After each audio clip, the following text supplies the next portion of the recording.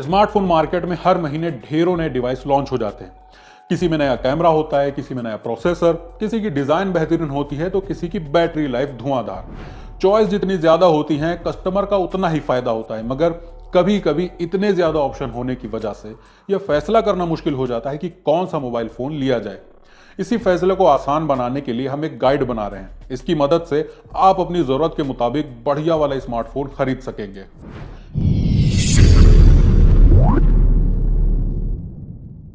Smartphone का operating system. सबसे पहले तो आपको यह चुनना है कि स्मार्टफोन में आपको एंड्रॉयड ऑपरेटिंग सिस्टम चाहिए या आईओएस। एंड्रॉयड आपको अपने फोन पर ज्यादा कंट्रोल देता है, मगर सिक्योरिटी के मामले में आईओएस ज्यादा अच्छा है। अगर नजर आईओएस वाले आईफोन पर टिकी है तो इस गाइड में आपके देखने लायक ज्यादा कुछ नहीं है। बस अपने बजट के हिसाब से आईफोन SE, 11, 11 प्रो, आईफोन 12 या आईफोन 12 प्रो में से एक चुन लीजिए। अगर एंड्रॉयड फोन लेना है तो कोशिश करिए कि एंड्रॉयड का लेटेस्ट वर्जन वाला डिवाइस ही खरीदें। अगर आप आज के टाइम एंड्रॉयड 9 वाला फोन लेंगे तो यह सही फैसला नहीं होगा। प्रोसेसर का चुनाव सबसे जरूरी। एक फोन की जान उसका प्रोसेसर ही है। बाकी कोई भी चीज देखने से पहले प्रोसेसर का चुनाव करिए।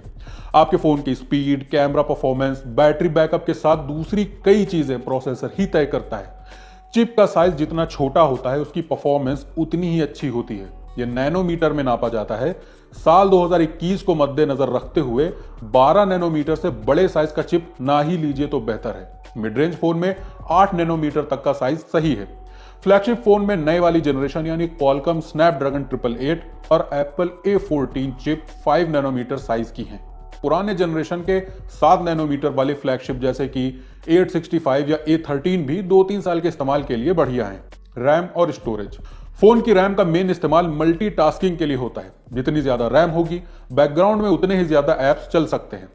कम रैम होने पर आपके पुराने ऐप अपने आप बैकग्राउंड में बंद हो जाते हैं। बजट फोन में 3 GB से 4 GB रैम से काम चल जाता है। मिड रेंज फोन का पूरा मजा 6 GB रैम के साथ आता है।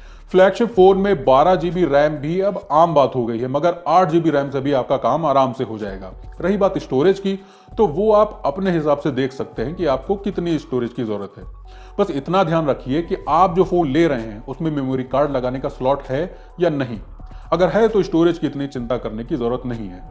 डिस्प्ले चकाचक होना चाहिए। आपके फोन की स्क्रीन पर ही आपकी नजर सबसे ज्यादा टिकती है। इस स्क्रीन का अच्छा होना बहुत जरूरी है। डिस्प्ले टेक्नोलॉजी में आपके सामने LCD और एमोलेड का ऑप्शन है। LCD में ब्राइटनेस ज्यादा होती है, मगर एमोलेड में चूंकि एक एक पिक्सल बंद हो सकता है, इसलिए यह पैनल बैटरी तो बचाता ही है, साथ में कलर बहुत गजब के दिखाता है। अगर LCD और एमोलेड में चुनाव करना हो तो आंख बंद करके एमोलेड स्क्रीन की तरफ जा सकते हैं। इसके अलावा स्क्रीन का रेजोल्यूशन और रिफ्रेश रेट भी देखना जरूरी है। 6 इंच की स्क्रीन में HD रेजोल्यूशन किसी काम का नहीं है। इस साइज में फुल HD स्क्रीन ही देखें। रिफ्रेश रेट से फोन चलाने का एक्सपीरियंस ज्यादा स्मूथ होता है, इसलिए इसे एक्स्ट्रा फीचर की तरह ट्रीट किया जा सकता है। कैमरे में सिर्फ मेगापिक्सल का खेल नहीं होता। स्मार्टफोन कंपनियां आजकल फोन के बैक पर 4-4 कैमरा लगा देती हैं, मगर बजट और मिड रेंज फोन में आमतौर पर मेन कैमरा को छोड़कर बाकी सब बस नाम बराबर होते हैं। अल्ट्रा वाइड एंगल लेंस से आप पिक्चर में ज्यादा सीन भर सकते हैं, मगर 8 मेगापिक्सल के लेंस में डिटेल सही नहीं आ पाती। मैक्रो लेंस करीब की छोटी से छोटी चीज में बेहतरीन डिटेल निकाल देते हैं, मगर ज्यादातर 2 मेगापिक्सल वाले मैक्रो लेंस किसी काम के नहीं होते। ऐसे ही किसी फोन में 2 मेगापिक्सल का ब्लैक एंड व्हाइट लेंस और किसी में 2 मेगापिक्सल का डेप्थ सेंसर होता है। मेन कैमरे में भी 48 मेगापिक्सल और 64 मेगापिक्सल के लेंस आम हो गए, मगर कैमरे की ताकत सिर्फ उसका मेगापिक्सल नहीं होता। कैमरा का sensor size, aperture, shutter speed और फोन का प्रोसेसर तय करते हैं कि फोन कैसी फोटो क्लिक करेगा। अगर सब कुछ मेगापिक्सल से तय होता तो 15-20 हजार रुपए में मिलने वाले 64 मेगापिक्सल लेंस से लैस फोन आईफोन 12 को भी हरा देते। अगर आप किन्हीं 2 कैमरे को कंपेयर करना चाहते हैं तो जिस फोन में बड़े साइज का सेंसर है उसे चुन लीजिए। बैटरी और चार्जिंग स्पीड। बैटरी कैपेसिटी जितनी ज्यादा उतना अच्छा। कोशिश करिए कि 4000 mAh से कम बैटरी वाला फोन ना लें। साथ में यह भी ध्यान रखें कि आपके फोन की स्क्रीन जितनी बड़ी होगी बैटरी उतनी तेजी से खर्च होगी। अगर रिफ्रेश रेट नॉर्मल वाले 60 हर्ट्ज से बढ़कर 90 हर्ट्ज या 120 हर्ट्ज है तो बैटरी खर्च होने की रफ्तार और तेज हो जाएगी। ऐसे ही स्क्रीन का रेजोल्यूशन जितना ज्यादा होगा बैटरी उतनी ही तेजी से खर्च होगी। इसलिए बैटरी कैपेसिटी के साथ साथ चार्जिंग स्पीड जरूर देखिए। 10 वॉट से नीचे तो किसी स्मार्टफोन में चार्जिंग स्पीड अब नहीं होती है, मगर आपको चाहिए कि कम से कम 18 वॉट चार्जिंग स्पीड वाला फोन लें। चार्जिंग स्पीड जितनी ज्यादा उतना ही अच्छा। वजन और फॉर्म फैक्टर।